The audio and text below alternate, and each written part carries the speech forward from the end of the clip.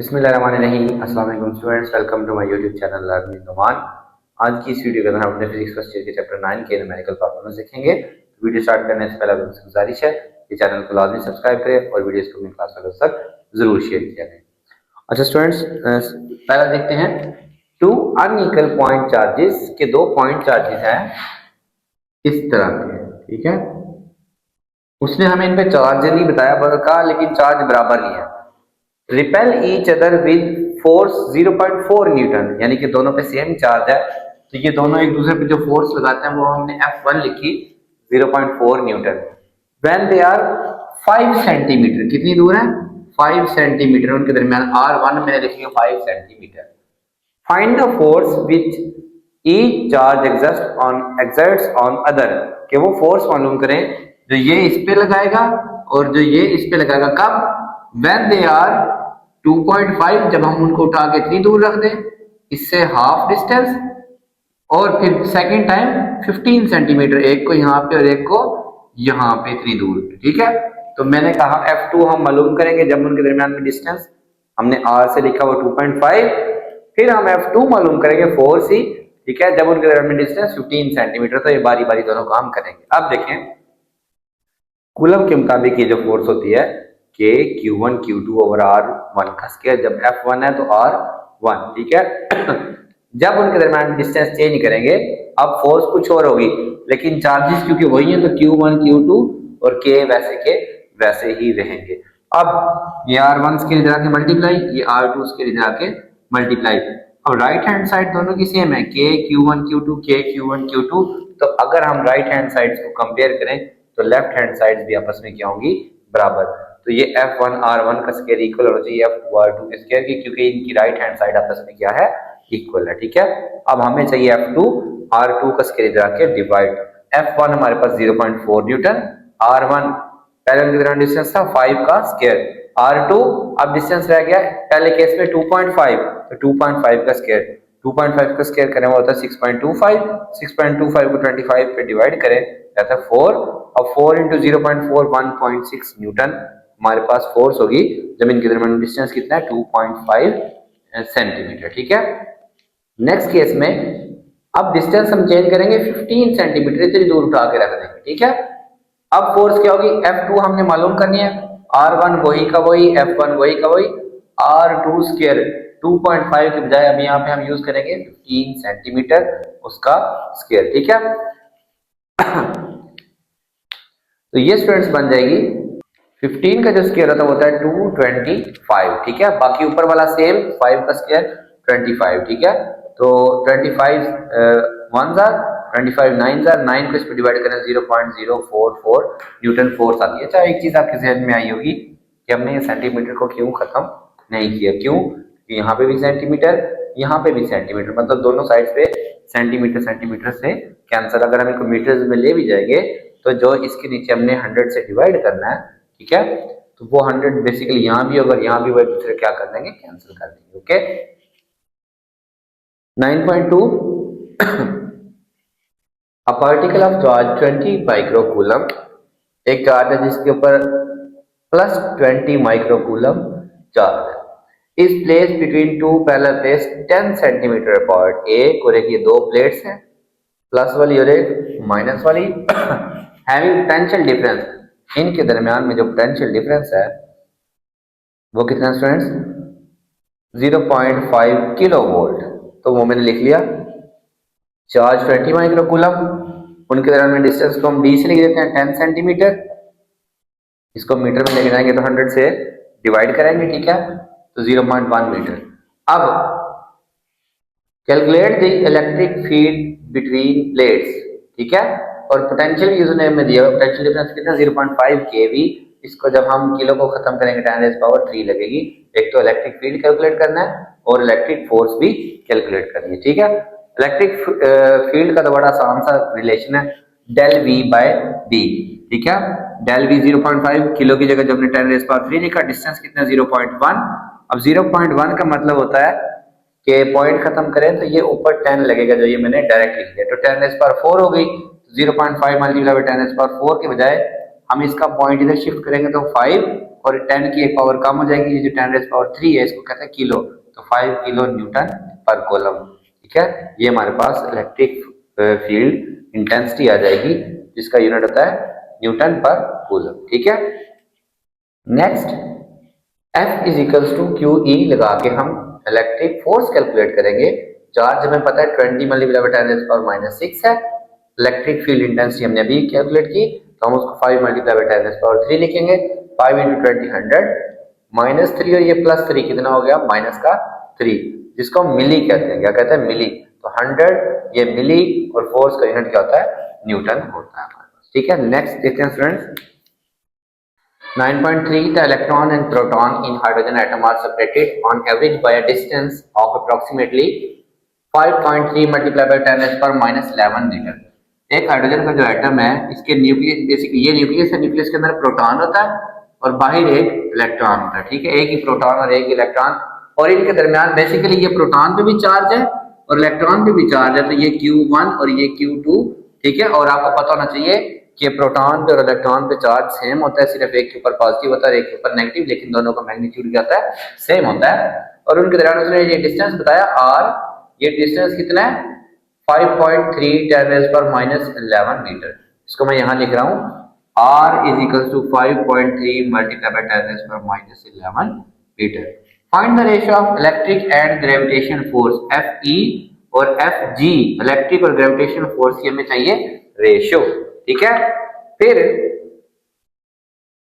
In this state, इन दोनों के दरमियान इस हालत में इलेक्ट्रिक और ग्रेविटेशन फोर्स की रेशियो चाहिए। तो अब Fe इलेक्ट्रिक जो कि कूलम्बिक फोर्स होती है हमारे पास, Q1 Q2 r², हमें चार्जेस चाहिए दोनों।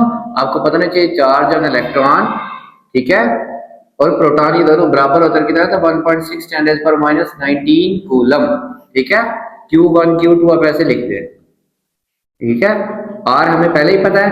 अच्छा, ग्रेविटेशन फोर्स के लिए हमें चाहिए जी की वैल्यू चाहिए, mass of electron, mass of proton, और आर तो हमारे पास है। ठीक है, मैस ऑफ इलेक्ट्रॉन होता है 9.1 multiply by 10⁻31 kilogram. Mess of proton, ये चीजें आपको याद रखनी पड़ेगी, ये होता है स्टूडेंट्स 1 आई थिंक 10⁻27 होता है, तो यहाँ पे आई थिंक 1.6 होता है। लेट मी चेक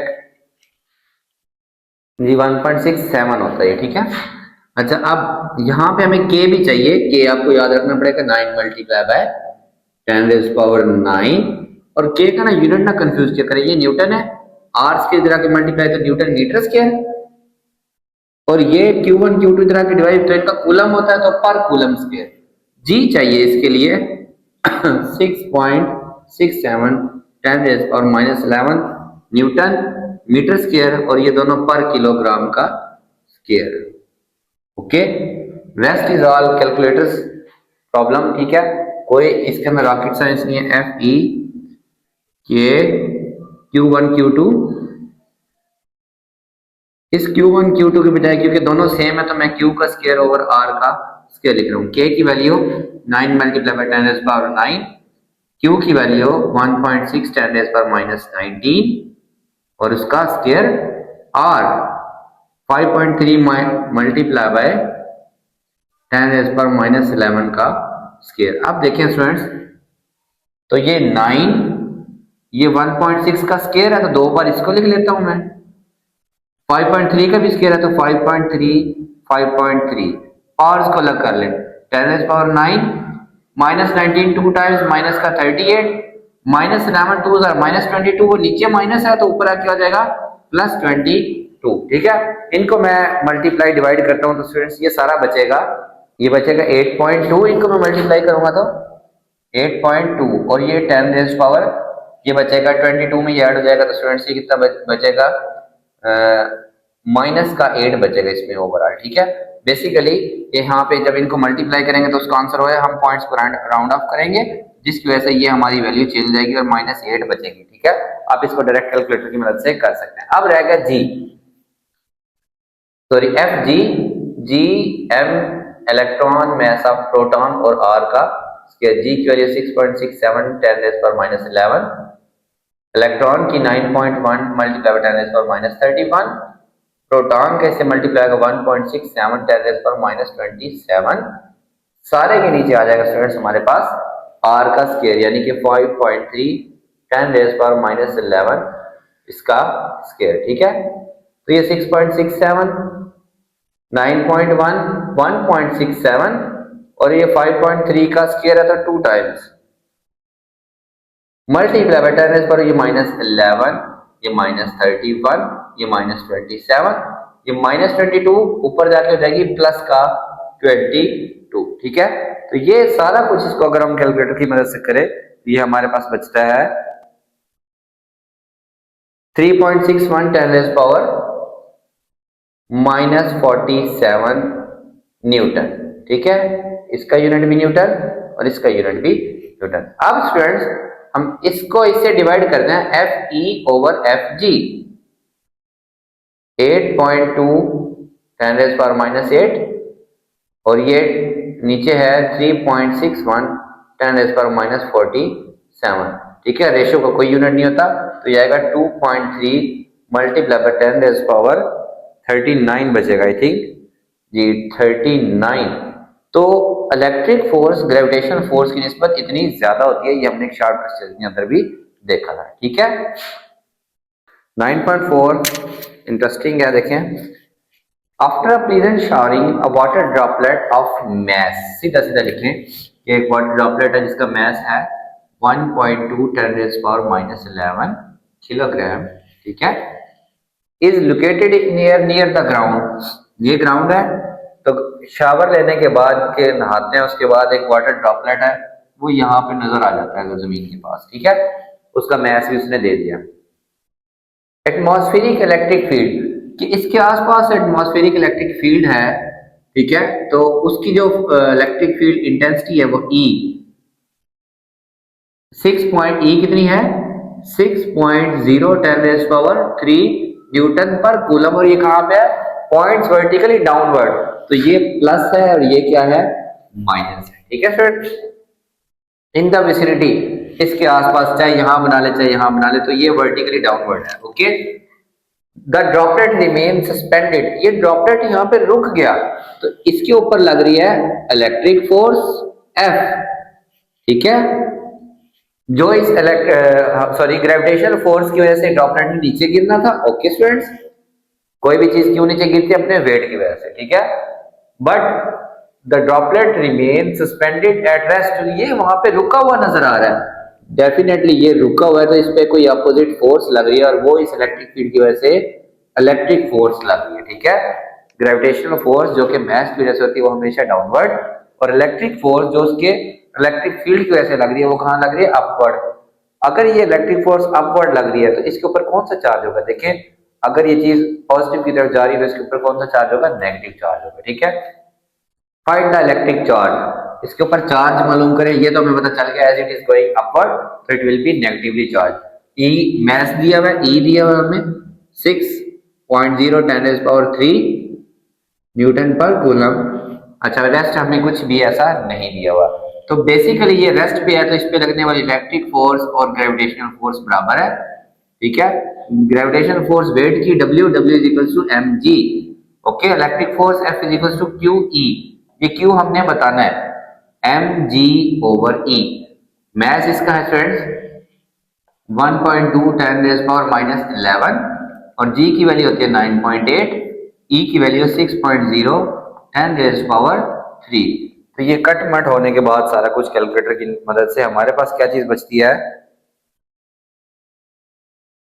ये स्टूडेंट्स आ गया 1.96 multiply by 10 raise power -14 coulomb.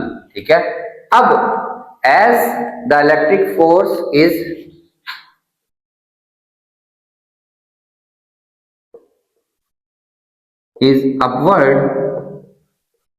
Upward है टुवर्ड्स पॉजिटिव साइड, कहां पे जा रहा है पॉजिटिव साइड की तरफ जा रहा है ऑफ ई की, hence it is negatively charge. कैसा चार्ज है, नेगेटिवली चार्ज होगा। ओके स्टूडेंट्स, तो यहां पे हम माइनस खुद से लगा देंगे बाद में, राइट। नेक्स्ट देखते हैं जी fifth, an electron enters a region of uniform electric field. Electron enter होता है यूनिफॉर्म इलेक्ट्रिक फील्ड में with velocity, initial velocity basically इसने लिखी हुई है 2.99 मल्टीप्लाई बाय 10 पर 6 मीटर पर सेकंड, ठीक है जी, ये प्लस में है। अच्छा अब देखिए ये मैं उसकी इनिशियल वेलोसिटी लिख देता हूँ 2.99 मल्टीप्लाई बाय 10⁻6 मीटर पर सेकंड, ओके। अब ये एक यूनिफॉर्म इलेक्ट्रिक फील्ड है, लेट्स सपोज ये पॉजिटिव प्लेट है, ये वाली नेगेटिव प्लेट है, ठीक है। तो ये एक यूनिफॉर्म इलेक्ट्रिक फील्ड है, तो यहां पे इलेक्ट्रॉन एंटर होता है, ओके। अब बेसिकली ये ऐसे इनवर्ट बनना है, ठीक है, इसमें अंदर की तरफ जाना है, और इनके दरमियान जो डिस्टेंस है, ये ई इलेक्ट्रिक फील्ड इनके दरमियान जो है वो 300 न्यूटन पर कूलम है। Horizontal length of plates, in plates की ऐसे लंबाई अंदर की तरफ, ठीक है, इसकी इस तरह करके ऐसे करके ये, ठीक है, ये जो लंबाई है ये कितनी है 10 सेंटीमीटर। तो वो कितना डिस्टेंस ट्रेवल करेगा 10 सेंटीमीटर का मतलब 0.1 मीटर, क्योंकि इसको हम 100 से डिवाइड करेंगे तो ये सेंटी खत्म हो जाएगा, मीटर आ जाएगा, सेंटी नहीं रहेगा ये, ठीक है। फाइंड द एक्सेलरेशन, इसकी एक्सेलरेशन मालूम करें। How long will it take, इसको कितना टाइम लगेगा कि वो ये वहां से गुजर जाए, हमने टाइम भी इसका बताना है, ठीक है स्टूडेंट्स। अच्छा अब देखें एक्सेलरेशन, इसके ऊपर लगी इलेक्ट्रिक फील्ड फोर्स जो कि इसे प्रोवाइड करेगी, फोर्स लगाएगी which is equals to ma। इसके ऊपर फोर्स एक्सेलरेशन, जिस फोर्स की वजह से एक्सेलरेशन पैदा होती है उसको कैसे लिखते हैं, F is equals to ma, ठीक है। और इलेक्ट्रिक फोर्स क्या फार्मूला है स्टूडेंट्स, QE। हमें चाहिए एक्सेलरेशन, तो QE बाय m, ये आ जाएगा एक्सेलरेशन, ठीक है, QE ओवर m। और A is equal to Q की वैल्यू चार्ज उसके ऊपर इलेक्ट्रॉन 1.6 10⁻⁻90, ठीक है। और electric field intensity 300 divided by mass, उसका एक इलेक्ट्रॉन है तो उसका मैस होता है 9.1 मल्टीप्लाई बाय 10⁻31 किलोग्राम, ठीक है। ये सारा कुछ हमारे पास कट मट के बचता है 5.27 10⁻13 मीटर पर सेकंड का स्क्वायर, ये उसकी एक्सेलरेशन बचती है, ठीक है। अब बताना स्टूडेंट्स हमने टाइम, बड़ा सिंपल सा। अच्छा बेसिकली ना बुक से जो आंसर मैच होता है वो, तो अगर हम इसकी वेलोसिटी को कांस्टेंट लें तो जो s is equal to vt वाला फार्मूला है, यहाँ से हमने टाइम बताना है और s को हमने d लिखा हुआ है, d बाय v हो जाएगा टाइम। d की वैल्यू कितनी है 0.1 और v वेलोसिटी उसकी 2.99 10⁻6, तो ये आपके पास ओवरऑल आंसर आएगा 0.03। इसको डिवाइड करें तो 0.03 और ये 10⁻6 से ऊपर आके क्या आ जाएगा -6। जब हम पॉइंट्स को इधर शिफ्ट करेंगे तो इसके बाद 3 है, तो इसको हम 3.34 लिख के 10⁻8 सेकंड कर देंगे। अच्छा बेसिकली तो मेरा मानना ये है कि हम इसकी पहले फाइनल वेलोसिटी कैलकुलेट करेंगे, ठीक है, उसके बाद हम टाइम कैलकुलेट करेंगे, लेकिन फिर वो आंसर बुक से मैच नहीं होगा, ठीक है। 9.6 देखें स्टूडेंट्स, थोड़ा टेक्निकल है तो ध्यान से देखना है। A disk of 10 centimeter square area is placed in vertical electric field। तो वर्टिकल इलेक्ट्रिक फील्ड मैं ये बना रहा हूं, देखें ये ऐसे, ये बिल्कुल सीधा, ठीक है, ये इलेक्ट्रिक फील्ड है। इसके अंदर एक डिस्क पड़ी है 10 सेंटीमीटर स्क्वायर एरिया है, ठीक है। If the plane of disc makes an angle of 30 degree with horizontal, ये वर्टिकल है, ये हॉरिजॉन्टल है, ठीक है। और डिस्क का जो प्लेन है, डिस्क का प्लेन ऐसे डिस्क पड़ी है और वो ये डिस्क है, लेट्स सपोज ये, ठीक है, शेप कोई भी है, इसका जो एरिया है ना टॉप का एरिया वो कितना है स्टूडेंट्स 30 डिग्री। तो ये हॉरिजॉन्टल के साथ ये हॉरिजॉन्टल है ना, इसके साथ ये एंगल बना रही है 30 डिग्री, ओके। तो ये इलेक्ट्रिक फील्ड के साथ क्या एंगल बना रही है, बेसिकली किसी भी डिस्क का जो एरिया वेक्टर होता है वो उसके ऊपर क्या होता है परपेंडिकुलर होता है, ये होगा इसका एरिया वेक्टर ऐसे, ठीक है। ये पूरा एंगल 90 है, 90 में से 30 माइनस कर दें तो ये हमारे पास ये वाला एंगल कितना बना रहा है स्टूडेंट्स 60 डिग्री का। ये एंगल कितना बना रहा है 60 डिग्री का। ये कैसे पता चलेगा, और E के दरमियान अगर आपको एंगल चाहिए तो हम कैसे देखें, इस शेप को मैं ऐसे ड्रा कर रहा हूं, ये डिस्क का प्लेन है, ये एरिया वेक्टर है, और डिस्क का जो प्लेन है वो हॉरिजॉन्टल के साथ एंगल बना रहा है ये वाला 30 डिग्री, ठीक है। और जो इलेक्ट्रिक फील्ड है वो ऐसे ऊपर की तरफ है, ये ई है, ऊपर की तरफ क्या है, ई है, सॉरी ये डिस्क का प्लेन इस हॉरिजॉन्टल के साथ ये 30 डिग्री एंगल बना रहा है, ठीक है स्टूडेंट। अब ये पूरा एंगल यहां से यहां 90 है, तो ये कितना बचा 60, और ये चूंकि ये 90 है तो ये पीछे कितना बचा 60 में, 90 में से 60 माइनस किया तो ये भी क्या बचेगा 30। तो ई और ए के दरमियान आपके पास जो एंगल है वो कितना है 30 डिग्री है, ठीक है स्टूडेंट्स। चाहे उसने हॉरिजॉन्टल के साथ लिखा लेकिन आपका ई और ए का एंगल भी कितना बना 30 डिग्री। ई भी आपको गिवन है, वो कितना है students 5 multiply by 10 raise power 5 Newton पर कूलम, और एरिया ऑफ डिस्क है जी 10 सेंटीमीटर, ठीक है। और इसके अलावा हमारे पास हमें चाहिए फ्लक्स। फ्लक्स होता है E dot A, E A cos theta, ठीक है। ई की वैल्यू हमारे पास स्टूडेंट्स कितनी है 5 मल्टीप्लाई बाय 10 रेज़ पावर 5। अब एरिया सॉरी सेंटीमीटर स्क्वायर है, इसको 100 के स्क्वायर से डिवाइड करेंगे तो 10 100 मल्टीप्लाई बाय 100, ठीक है। 10 इससे कैंसिल तो 10 रेज़ पावर माइनस 3 बचा। एरिया कितना बचा 10 रेज़ पावर माइनस 3 और कॉस 30 डिग्री, ठीक है। अच्छा अब स्टूडेंट्स ये 5 एज इट इज, 5 माइनस 3 10 की पावर बची 2 मल्टीप्लाई बाय कॉस 30, ये होता है स्क्वायर रूट 3 ओवर 2, ठीक है। तो ये 5 10 का स्क्वायर 100, 100 को 5 से मल्टीप्लाई करेंगे 500 और 2 से डिवाइड करेंगे तो 250, और ये स्क्वायर रूट 3 इसके साथ आ जाएगा इलेक्ट्रिक फ्लक्स, और इसका जो यूनिट है वो हमारे पास क्या बचेगा स्टूडेंट्स न्यूटन मीटर स्क्वायर पर कूलम, इसका क्या होगा स्टूडेंट्स यूनिट होगा। बस आपने इसका एंगल वही लिख देना है, सोचने की जरूरत नहीं, जो बुक में दिया आल दो ये उसने हमें ये वाला एंगल दिया था, ये वाला हमने एंगल डायग्राम की मदद से फाइंड किया, ठीक है। नेक्स्ट देखते हैं 9.7 अ सर्कुलर कॉपर रॉड। ये देखें ऐसे गोल, जैसे ये बोर्ड मार्कर है 50 सेंटीमीटर लॉन्ग, इसकी लेंथ कितनी है यहाँ पे मैंने लिखी नहीं, लेंथ ऑफ कॉपर ये लिखी हुई है सॉरी 50 सेंटीमीटर, इसको 100 से डिवाइड करें तो 0.5 मीटर आ गई, ठीक है स्टूडेंट्स। 1 सेंटीमीटर इन डायमीटर, ये इसका डायमीटर 1 सेंटीमीटर, तो इसका रेडियस, डायमीटर को हमने क्या किया 2 से डिवाइड किया, तो 1 को 2 से डिवाइड करें 0.5 सेंटीमीटर इसका रेडियस आया, ठीक है। 100 से इसको भी डिवाइड करें 0.005 सेंटीमीटर इसका क्या आ गया रेडियस। तो इसका एरिया ऑफ क्रॉस सेक्शन क्या बना पाई आर स्क्वायर, पाई की वैल्यू और ये आर की वैल्यू 7.85 10 पर -5। तो वो कहते हैं इसकी रेजिस्टेंस फाइंड करें अक्रॉस इट्स एंड्स, अगली बात बाद में करेंगे, ठीक है।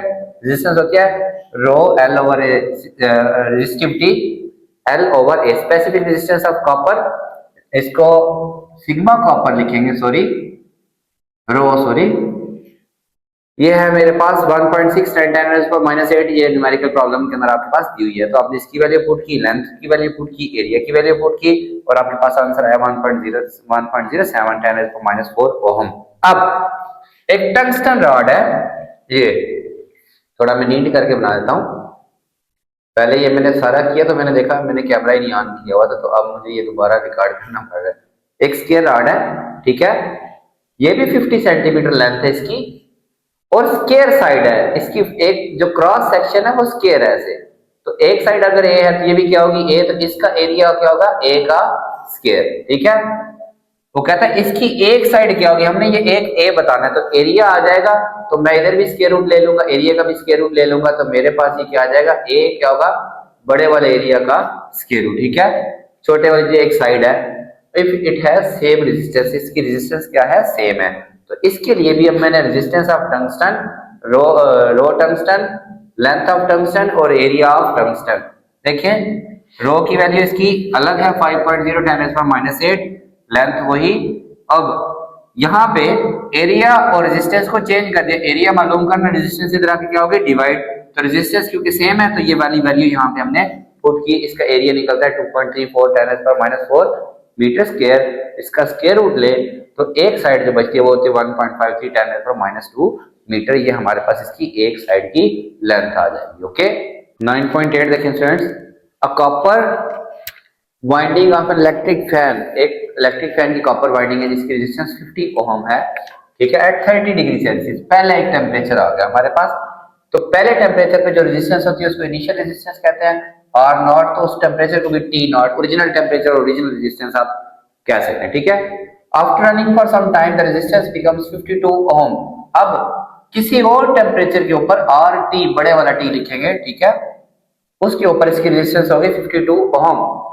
How much is increase in temperature, इसका टेम्परेचर कितना इंक्रीज हुआ। तो हमने जो रेजिस्टेंस में इंक्रीज होता है टेम्परेचर, वो क्या रिलेशन है, R T equal R naught 1 plus alpha delta T. ये अल्फा क्या होता है, इसका टेम्परेचर कोएफिशिएंट ऑफ रेजिस्टेंस जो उसने दिया हुआ है 0.0039 पर केल्विन, ठीक है। अब ये रिलेशन है, आर टी भी गिवन है, आर नॉट भी गिवन है, डेल्टा टी हमने निकालना है, अल्फा भी गिवन है। तो टेम्परेचर तो हमें चाहिए नहीं था। ये आर नॉट इधर आके डिवाइड हुआ, ये 1 इधर प्लस का है, इस तरफ आके माइनस का हो जाएगा, अल्फा इसके साथ मल्टीप्लाई हो रहा है, इधर आके क्या हो जाएगा, डिवाइड। इसकी वैल्यू 52, इसकी value 50 minus 1 divide by alpha की वैल्यू 0.0039। तो ये आंसर है 10.26 डिग्री सेल्सियस, ठीक है। इतना टेम्परेचर राइज होने के बाद उसकी रेजिस्टेंस चेंज होगी। Next, during an experiment a copper wire 50 metre long, एक कॉपर की वायर है जो 50 मीटर लंबी है और उसकी थिकनेस क्या है, मोटाई। ऐसे है ना कॉपर की वायर, ये उसकी मोटाई है यहाँ से 150 पिकोमीटर, माइक्रोमीटर सॉरी। तो लेंथ 50 मीटर, रेडियस हमें तो चाहिए उसका एरिया, उसके लिए हमें चाहिए होगा क्रॉस सेक्शन एरिया चाहिए रेजिस्टेंस वगैरह फाइंड करने के लिए। तो हम उसका रेडियस निकालते हैं डायमीटर बाय 2, थिकनेस, डायमीटर क्या है, थिकनेस 150 माइक्रोमीटर। तो 150 को 2 से डिवाइड करें, रेडियस 10 रेज़ माइक्रो की जगह 10 रेज़ पावर -6, तो 75 multiply by 10 raise power -6 metre आ गया, ठीक है। रेजिस्टेंस की बात करें, वो कहते हैं इसकी रेजिस्टेंस फाइंड करें एंड हीट डिसिपेटेड, कितनी एनर्जी यहाँ जाया होगी ड्यूरिंग दिस प्रोसेस, ठीक है। अच्छा, अब R is equals to rho L over S, वही हमारा सदाबहार फार्मूला। इसकी स्पेसिफिक रेजिस्टेंस दी हुई है 1.69 10 -8 कॉपर की, इसकी वैल्यू, लेंथ की value, area pi R square, pi की वैल्यू 3.14, आर की जगह ये जो अभी हमने स्टेप किया थिकनेस को 2 से डिवाइड करके 75 आया, मल्टीप्लाई बाय 10 -6 का स्क्वायर। तो यहाँ से कट मट सारा कुछ कैलकुलेटर चलाने के। अच्छा, अब कैलकुलेटर चलाने क्या तरीका है स्टूडेंट्स, ये पूरी वैल्यू लिखे, ठीक है, मल्टीप्लाई करें 50 से आंसर निकालें, डिवाइड करें इससे आंसर निकालें, उसको डिवाइड करें 75 के स्क्वायर से आंसर निकालें, उसको डिवाइड करें 10 रेज़ पावर -6 के स्क्वायर से। तो ऐसे करके आप आंसर, या फिर इसको अगर आपने सॉल्व करना ही है ना, तो 1.69 मल्टीप्लाई बाय 50 3.14 75 का स्क्वायर। तो आप शॉर्टकट ना करें, इनको मल्टीप्लाई करके आंसर लिखें, इनको मल्टीप्लाई करके आंसर लिखे, लेट्स ये x ये y आता है, और 10 की पावर्स अलग कर ले, ये -8 ये -6 2 12, तो ये ऊपर जाके प्लस का 12 हो जाएगी। इनको ऐसे करके आपने हैंडल करना होता है पावर्स को, इनको आपस में हल करें और पावर्स को आपस में, तभी जाके आपका आंसर ठीक आएगा, वरना आप कैलकुलेटर से भी मिस्टेक करेंगे। और आपने बगैर प्रैक्टिस के आपने नहीं जाना कि कहीं आप न्यूमेरिकल बस समझ आ गया तो आप ये कैलकुलेशन आपके लिख के भी इसका आंसर गलत निकाल देंगे, मैं बता रहा हूँ, ठीक है। फिर हीट डिसिपेटेड, अब हीट का रिलेशन कहां से आया, हीट बेसिकली उस वर्क डन के इक्वल है जो वहां पे हो रहा है QV। अब Q हमने पढ़ा था ना, V का W ओवर Q, ये वर्क हीट की फॉर्म में आया है।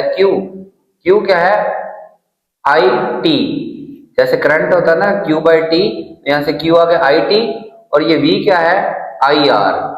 तो ये I का स्क्वायर, ठीक है, R और ये वाला D। तो I इसमें करंट कितना है 1 एम्पेयर, उसमें से 1 एम्पेयर करंट गुजरा कितनी देर के लिए, 50 सेकेंड के लिए। तो टाइम भी हमारे पास है, और रेजिस्टेंस हमने अभी निकाली 47.8। तो कितनी हीट यहाँ पे, इसका यूनिट होगा जूल, ठीक है, 2390 जूल, ठीक है। इसको हम 2.54 10⁻³ लिख सकते हैं, अगर इसको हम ऐसे लिख के जाए, ठीक है, ये 10⁻³ की जगह हम किलो लिख सकते हैं, ये हमारा इसका आंसर होगा, ओके। लास्ट देखिए 9.10, and the EMF of battery is 12 volt. तो ये ई होगा, ईएमएफ इसको 12 volt is connected to a 3.6 ohm resistance. इसकी जो रेजिस्टेंस है ये कनेक्ट की है ऐसे बैटरी, ठीक है, और यहाँ पे एक रेजिस्टेंस लगाई हुई है 10 ओम, सॉरी 3.6 ओम, 3.6 ओम। और इफ इंटरनल रेजिस्टेंस छोटे वाला आर जिसको हमने क्या हुआ है 0.2 ओम, ये बैटरी की अपनी रेजिस्टेंस है। तो इसमें से जो स्टूडेंट्स करंट गुजरेगा तो उसके लिए टोटल रेजिस्टेंस क्या है हमारे पास R प्लस आर 3.6 प्लस 0.2, तो ये हो जाएगा 3.8 ओम। ठीक है, अब वो कहता है what will be the terminal voltage, ये फाइंड करना है। बेसिकली इसका फार्मूला टर्मिनल वोल्टेज का फार्मूला होता है E माइनस आई और R। I हम कैसे निकालेंगे, I हम निकालेंगे, I यहाँ पे होगा V होता है ना, I V, जैसे V इज इक्वल होता है आई आर, इसी तरह E भी होता है हमारे पास